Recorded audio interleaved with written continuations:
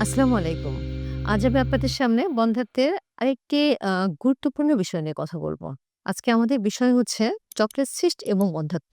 আমি কিন্তু এর আগের ভিডিওতে আপনাদের সাথে চকলেট সিস্ট সম্পর্কে কিছু কথা বলেছি যে চকলেট সিস্টটা কখন হয়, কেন হচ্ছে, কিভাবে হচ্ছে। আমি যদি আজকে একটু শর্ট করে আবার বলি যে এন্ডোমেট্রিওসিস বলে একটা টার্ম আছে। যে এন্ডোমেট্রিওসিস এই রোগটাতেই হচ্ছে এই চকলেট সিস্টটা তৈরি হচ্ছে। আসলে এন্ডোমেট্রিওসিসটা কেন হচ্ছে? এন্ডোমেট্রিওসিসটা আসলে কিছুই না। যে এন্ডোমেট্রিওসিসটা হচ্ছে যে মেয়েদের যে মাসিকটা হয় এবং সেই মাসিকের সময় জ্বরের যে লেয়ার যেটাকে আমরা বলি এন্ডোমেট্রিয়ামটা আসলে শেড আউট হয়ে যায়, বের হয়ে আসে এবং হচ্ছে এটা মাসিকের মাধ্যমে জরায়ু থেকে বের হয়ে আসে। এবং এটা হচ্ছে একটা নরমাল ফেনোমেনন এবং এটা প্রতি মাসে প্রতি সাইকেলে বলা যায় এটা মেয়েদের হয়ে থাকে। এবং হচ্ছে যে এক্ষেত্রে হচ্ছে যদি কোনো কারণে এই এন্ডোমেট্রিয়াম যেটা আমি বললাম জরায়ুর যদি কোনো কারণে জরায়ুর বাইরে এটা আ তৈরি হয় বা রয়ে যায়, যেমন ডিম্বাশয়ে হতে পারে, ডিম্বাশয়ের বাইরে ডিম্বনালীতে হতে পারে এবং আশেপাশের যে স্পেস গুলা থাকে ওপেন স্পেস যেটাকে আমরা বলি পেরিটোনিয়াল সারফেস সেখানেও হতে পারে। এবং এই আ এন্ডোমেট্রিয়াম থাকার ফলে যেটা হয় যে প্রতি মাসে মাসিকের সময় এই এন্ডোমেট্রিয়াম গুলাতেও ব্লিডিং হতে থাকে এবং এরাও চায় হচ্ছে যে নরমাল মাসিকের মতো বের হয়ে আসতে।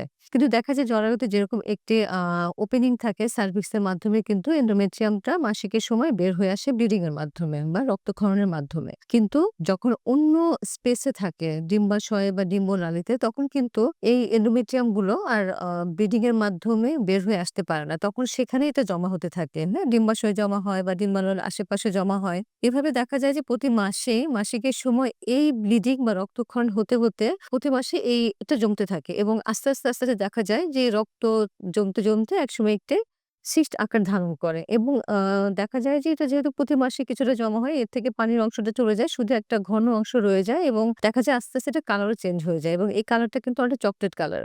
হুম? এই কারণে কিন্তু এই সিস্টটাকে বলা হয় চকোলেট সিস্ট। এটা তো আমি বললাম যে চকোলেট সিস্টটা কিভাবে কখন তৈরি হচ্ছে, হ্যাঁ? কিন্তু এখন হচ্ছে যে চকোলেট সিস্টটা আসলে কি সমস্যা তৈরি করছে, হুম? এটা আসলে মেয়েদের যে গর্ভধারণের ব্যাপার থাকে সেখানে কোনো সমস্যা তৈরি করছে কিনা? দেখা যায় যে যাদের এন্ডোমেট্রিওসিস এবং এই চকোলেট সিস্ট আছে তাদের ক্ষেত্রে গর্ভধারণ বাধাপ্রাপ্ত হচ্ছে। দেরি হচ্ছে বা হচ্ছে না এবং হচ্ছে বেশিরভাগ ক্ষেত্রেই চিকিৎসার প্রয়োজন হচ্ছে। এখন কেন এই বন্ধ্যাত্বটা দেখা দিচ্ছে? দেখেন চক্রের সৃষ্টি কিন্তু হচ্ছে ডিম্বাশয়ের মধ্যে এবং ডিম্বাশয়ে কি থাকে? আ ডিম্বাণু রিজার্ভ যেটা আমরা বলি ডিম্বাশয়ে হচ্ছে ফলিকল তৈরি হয় এবং ওই ফলিকলের মধ্যে হচ্ছে ডিম্বাণুগুলা রিজার্ভ থাকে বা ডিম্বাণুগুলা ফরমেশন হয়। এখন যদি কোনো কারণে এই ডিম্বাণুগুলা তৈরি হতে না পারে অথবা যদি ডিম্বাণুগুলা ম্যাচিউরড হতে না পারে অথবা যদি কোনো কারণে লস্ট হয় তাহলে কিন্তু বন্ধ্যাত্বের দেখা দেওয়ার চান্স থাকবে। কারণ দেখা যায় যে এই চক্রের সৃষ্টির কারণে যে ফলিকল গুলা তৈরি হয় সেগুলোর মধ্যে যে ডিম্বাণুগুলা থাকে এই ডিম্বাণুগুলা কিন্তু ম্যাচিউর হতে পারে না। যে তার যেই স্টেজে গিয়ে ম্যাচিউরড হয়ে তারপর তার স্ফুটনের মাধ্যমে বের হয়ে আসার কথা, সেই স্টেজ পর্যন্ত যেতে পারে না। যেহেতু যেতে পারছে না, ম্যাচিউরড হতে পারছে না, কাজেই অ্যানোভুলেশন হচ্ছে অর্থাৎ স্ফুটন হচ্ছে না এবং বন্ধ্যাত্ব দেখা দিচ্ছে। আবার যদি আরেকটা মেকানিজম আমি বলি যে এই চকলেট সিস্টে আসলে কি হয়? এই যে এত ম্যাটেরিয়াল জমা হচ্ছে, চকলেট কালার ম্যাটেরিয়াল যেটা আমরা বলি, এটা কিন্তু একটা টক্সিক পদার্থ বলে থাকি আমরা, হ্যাঁ? এবং এই পদার্থগুলা কি করে? ডিম্বাশয়ে একটা ইনফ্লামেশন বা রিঅ্যাকশন তৈরি করে এবং এই রিঅ্যাকশন এর ফলে কি হয়? অনেক ধরনের পদার্থ বের হয়ে আসে এবং এই পদার্থগুলোই দেখা যায় যে ডিম্বাশয়ে যে ডিম্বাণুগুলো থাকে তাদেরকে ধ্বংস করে ফেলে। এবং দেখা যায় যে ডিম্বাণু তো একদিকে ম্যাচিউরড হচ্ছেই না এবং যাও ম্যাচিউরড হচ্ছে সেই সংখ্যাটাকেও তারা কমিয়ে দিচ্ছে।